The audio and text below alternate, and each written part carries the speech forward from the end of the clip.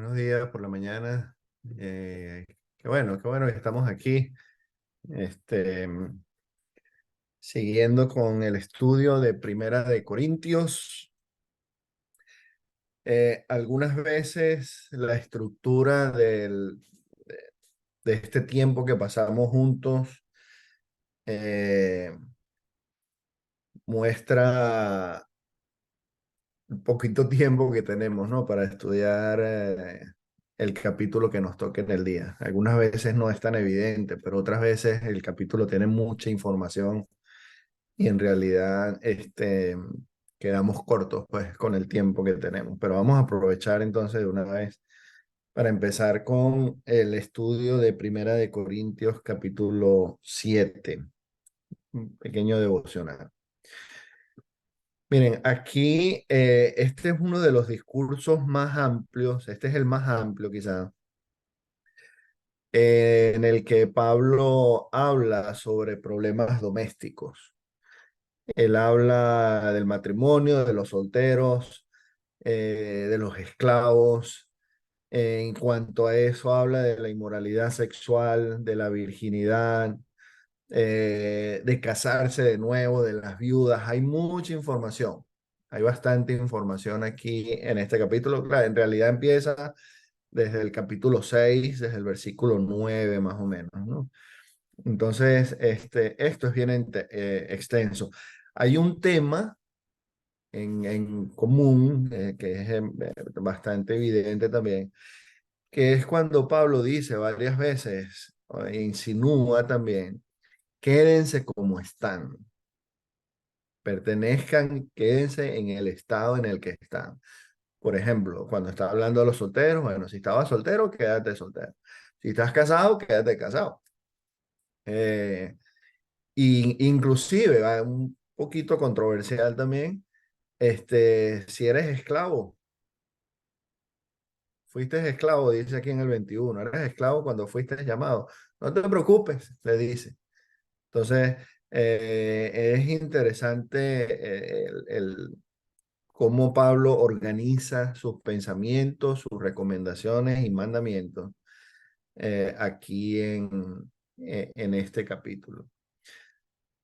De todas maneras, lo que me parece a mí que es importante resaltar es que necesitamos considerar este pasaje con todo el panorama bíblico, con el contexto, por supuesto, de la carta, ¿verdad?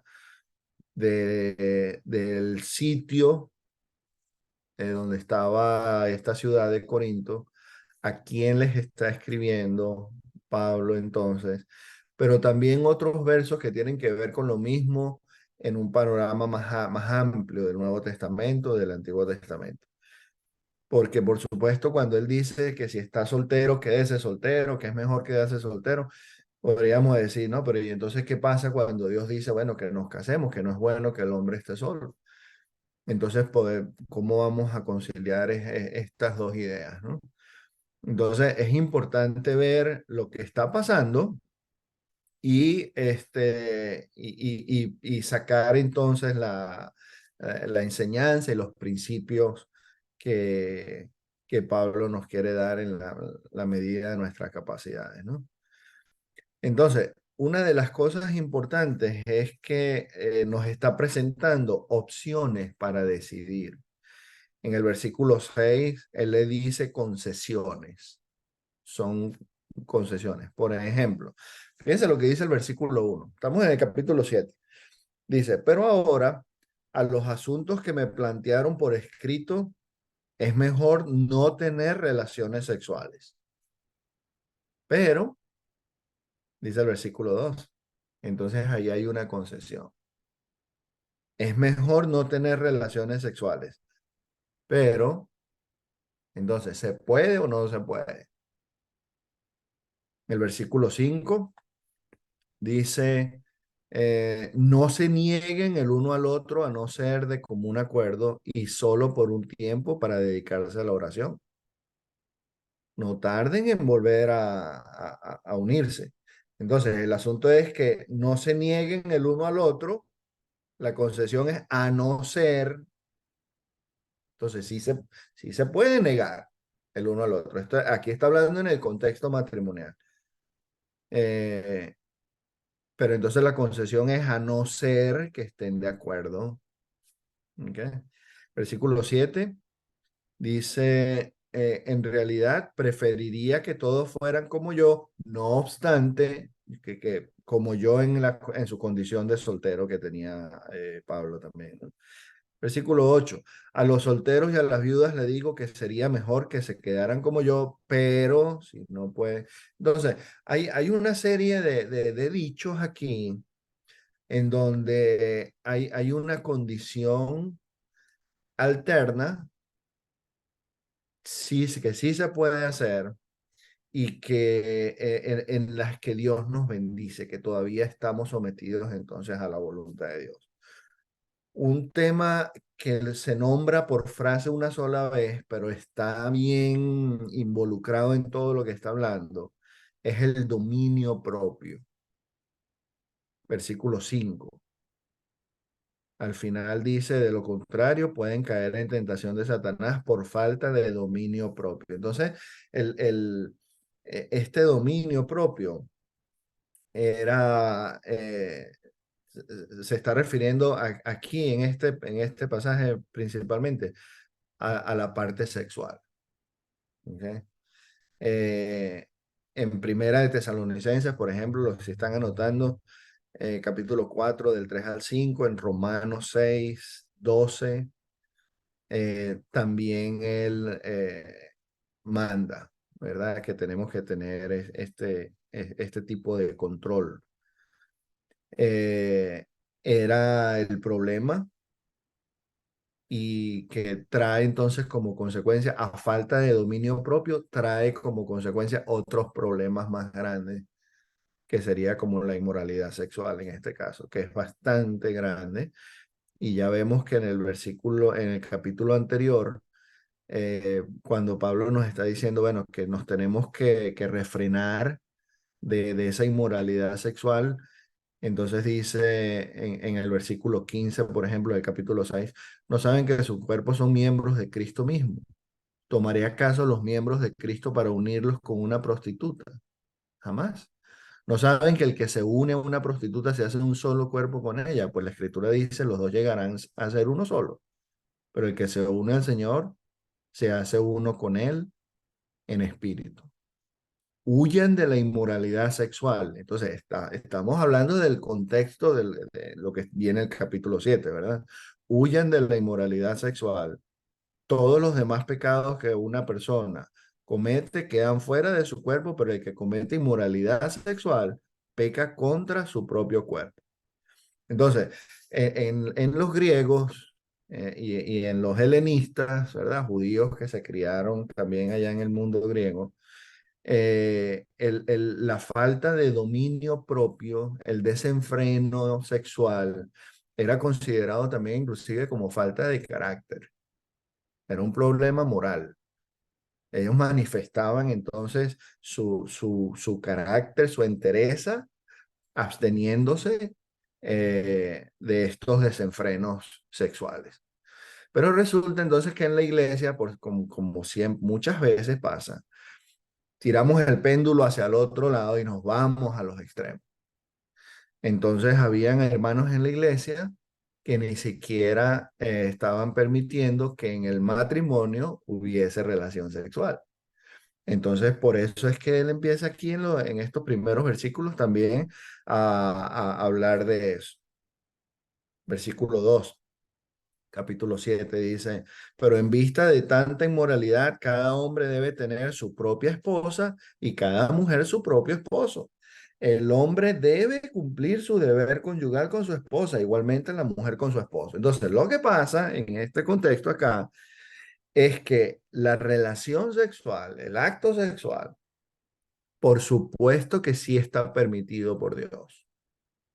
Sí es una bendición, podemos decir, de Dios a la humanidad. No es solamente para procrear, no es solamente para multiplicar y llenar la tierra. Es cuestión de placer, de desahogo, de acercamiento, de intimidad en el contexto matrimonial. Cuando sale de ahí el matrimonio, cuando sale de la única otra persona con quien tú puedes tener tu relación sexual, ya es pecado. Eso es como estos jugos gástricos que tenemos en el estómago, ¿verdad? Ácidos y cosas. Entonces ahí, en su ambiente, ellos están bien, están cumpliendo la función que deben tener. Pero entonces si se sale, daña otra cosa, daña otros órganos y nos enferma. Entonces, en este caso, eh, el acto sexual, si es una actividad, podemos decir, ¿verdad? Que Dios permite, no solamente que nos da el sitio, la persona, el momento para hacerlo, sino que también es necesario para el buen estado de la relación. Necesitamos nosotros en nuestro matrimonio, los que estén casados, eh,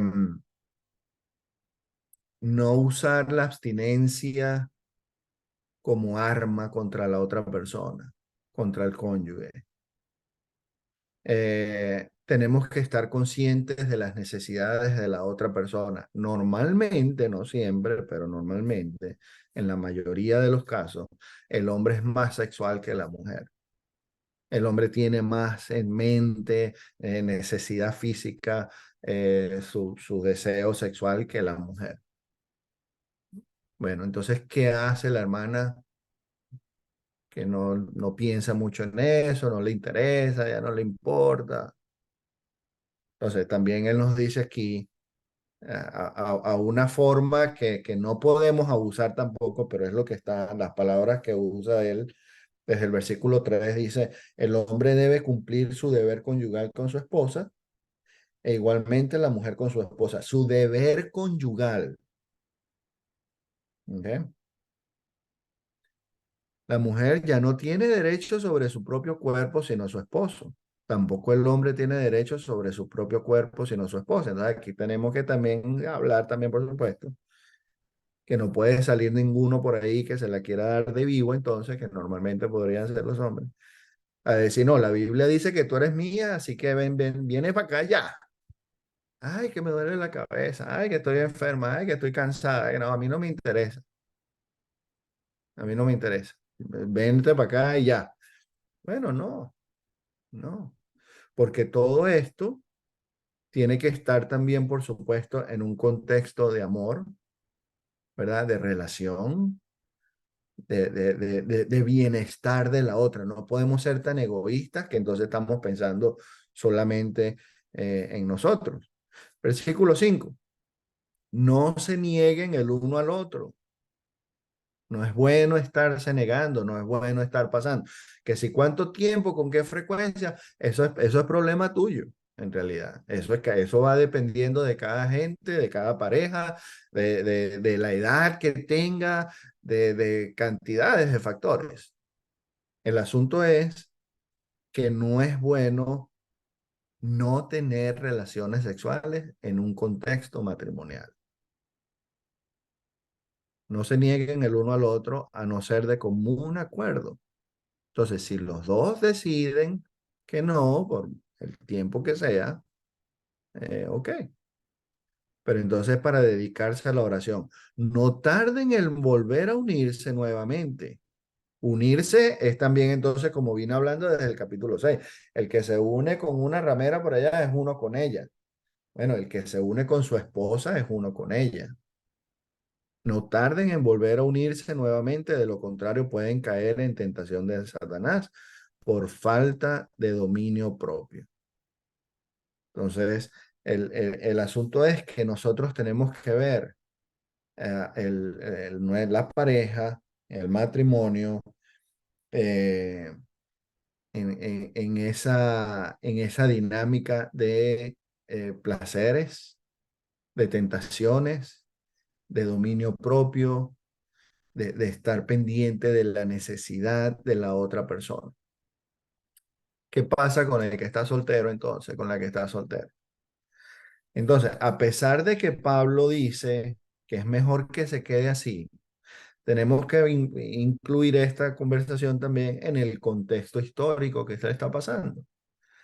Si es de persecución, si es de que ya viene el Señor, si es que tenemos que preocuparnos en las cosas que son más importantes, como la santidad, el reino, el evangelismo, la misión. Entonces, él está enfocado en eso. Y él dice, mira, para vivir el poquito tiempo que nos queda, es mejor dedicárselo todo al Señor. Ok. Entonces, ¿es bueno o es malo? Eh, Dependiendo de dónde estés, dependiendo de tu situación en dónde estás. Si enviudeces, el que enviuda, el que se le muere su pareja, ¿qué hace? ¿Se tiene que casar otra vez? Bueno, depende de la edad que tenga, depende de los intereses que tenga, depende de sus necesidades, depende de muchas cosas. No hay una cuestión que podemos decir esto es blanco o es negro. Entonces necesitamos nosotros ver las concesiones que hay, las opciones que nos presenta la palabra y ahí decidimos entonces con la sabiduría, por ejemplo, que nos habla Santiago, buscando la sabiduría de Dios, tratando de hacer las cosas que le agraden entonces a Él y al reino.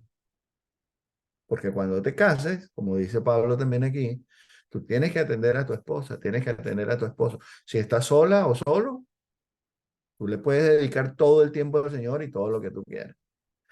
Hubo un tiempo en la historia en que hubo esta gente que se apartaba a los desiertos, a los monasterios, al celibato, ¿verdad? Todavía hay gente que decide hacer eso. Entonces, se crea el debate, bueno, que es mejor entonces para mi beneficio espiritual, para mi sacrificio, presentarme como un sacrificio ante Dios, quedarme solo o casarme. Entonces, hay argumentos para los dos lados, ¿verdad? Bueno, si me quedo solo, entonces es porque estoy casado con el Señor y le dedico toda mi vida a Él. Si están anotando y les gusta leer, hay un libro que se llama Matrimonio Sagrado. Matrimonio Sagrado. Entonces, este señor presenta su teoría en que dice, el matrimonio no fue hecho para que fuéramos felices, sino para que seamos santos. Y en el vivir del día a día con otra persona, tú aprendes, te ejercitas, practicas el negarte a ti mismo, el servicio, el estar pendiente de otro, el compartir. Entonces, el argumento de que estando casados, sí nos podemos parecer más a Jesús por las cosas que hacemos por esta otra persona, es bastante fuerte. Es un argumento bastante fuerte y eso nos enseña entonces también a servir a otros fuera de nuestra casa. Cuando tu esposa a la hora que sea de la madrugada te pide que vayas y hagas algo porque le duele algo, porque está enferma, porque necesita algo, y tú vas y lo haces, sacrificándote, saliendo, haciendo. Bueno, entonces lo mismo tiene que ver con otras cosas de cuidado, de servicio, de atención. Lo haces con tu esposa, es probable que lo hagas con otra gente afuera. Entonces, el matrimonio no es malo. Cuando Pablo dice ahí, yo quiero que se queden solteros como yo. Bueno, eso era él por su concepto, por sus cosas que estaba pasando, por la vida que él tenía, pero no que le tenemos que decir nosotros a la gente soltera, quédate soltera. Lo que sí tenemos que decir es, si te casas, no te divorcias. Ahí te quedas. Si te casas, ahí te quedas. Y también al soltero podríamos recomendar, mira, que no sea la preocupación, la ansiedad de estar buscando a alguien para casarte. Déjale al Señor, pídele. Y si ya, bueno, oye, o sea, ya se me está pasando el autobús, que mira ya la edad que tengo. Mira, pídele al Señor, quédate tranquila. Que no sea el foco, la atención, el propósito de tu vida. Ah, no, yo tengo que casarme, yo tengo que hacer esto. Sino se lo dejas a Él esperando que Él sea el que te bendiga. Si no, igual, tú le dedicas tu vida al Señor y todo lo que hagas entonces es para Él. Necesitamos santidad. Las pasiones nos llevan a hacer cosas que no son buenas. Entonces, por eso es que es bueno tener control, dominio propio. Fíjense que en el contexto de la carta, las pasiones, en este caso sexual, las dos, por ejemplo, en el caso del que estaba acostándose con la esposa del papá, ¿verdad? Que ya hablamos en el capítulo 5, es una cosa horrible. Y en el capítulo 6 entonces los que iban a las prostitutas y andaban desordenados, también por pasiones sexuales, también bien feo. No podemos estar cayendo en esas cosas. Entonces, necesitamos dominio propio. Tenemos condiciones que Dios nos dio, que Dios nos permitió para desahogarnos sexualmente, para disfrutar de la actividad sexual, para hacer cualquier cosa relacionada con el sexo con nuestra pareja. No se puede hacer afuera. Y en ese contexto nos presentamos santos delante del Señor. Vamos a orar. Padre, te damos muchas gracias. Te damos gracias por tu sabiduría, porque estás pendiente de nosotros, por la forma en que nos creaste. Te pedimos que nos bendiga, Señor, que nos ayudes a permanecer siempre en santidad, dominio propio. Ayúdanos a controlar nuestras pasiones, deseos carnales. Ayúdanos a serte fieles, a agradarte, Señor, con nuestra mente, a ofrecerte nuestro cuerpo como un sacrificio. Te pedimos que nos bendiga, Padre, que nos ayudes a seguir perseverando. Los matrimonios, bendícelos, cuídalos, ayúdalos a seguir luchando, trabajando, cultivando esa relación. A los solteros, a las solteras, ayúdalos a que permanezcan fieles también y haciendo siempre entonces, Señor, tu voluntad. Te pedimos la bendición, te pedimos perdón, que nos acompañes en este día. Te damos las gracias a través de tu Hijo, nuestro Rey, nuestro Señor Jesús. Amén. Bendiciones, familia. Dios los bendiga.